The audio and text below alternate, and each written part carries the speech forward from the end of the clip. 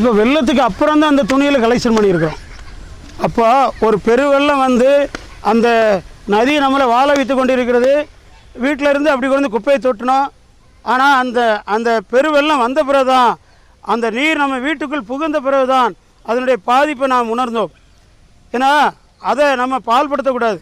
இந்த வெள்ளத்துக்கு அப்புறமும் இந்த ஜனங்கள் திருந்தாமல் இந்த தவறுகளை செய்து கொண்டிருக்கிறோம் என்கிறதை நிரூபிப்பதற்காக தான் இந்த மாதிரி செயலை செய்து கொண்டிருக்கிறோம். இன்னும் ஒரு மாதத்தில் இந்த இடத்திலே இதே அளவு துணிகளை எடுத்து உங்கள் முன்னாடி காட்ட முடியும்.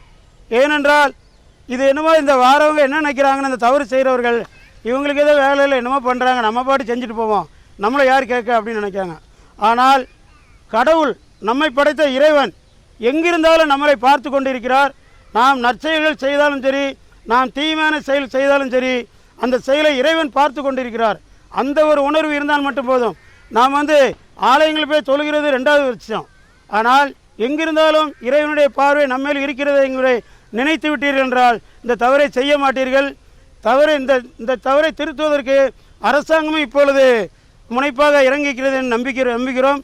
ஏனென்றால் தாமிரபரணியை தூய்மைப்படுத்தி அதை செழிப்பாக இயற்கையாக கொண்டு வருவதற்காக நமது அரசாங்கம் இந்த பட்ஜெட்டில் 200 கோடி ஒதுக்கியிருக்கிறார்கள் என்று கேள்விப்பட்டிருக்கிறோம்.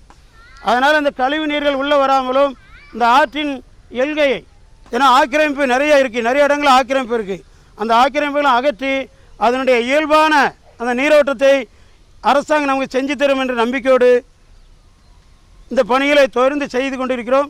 தயவு செய்து தவறு செய்யக்கூடிய சகோதரர்கள் திருந்துங்கள். ஏனென்றால் பிள்ளைகளுக்கு நாம் பயிற்சி சொல்ல வேண்டும். அவர்களுடைய காலத்துக்கு இந்த நதி உயிர்ப்போடு இருந்தால்தான் அந்த அவர்களுடைய தலைமுறை வாழும், அடுத்த தலைமுறை வாழும். நன்றி, வணக்கம்.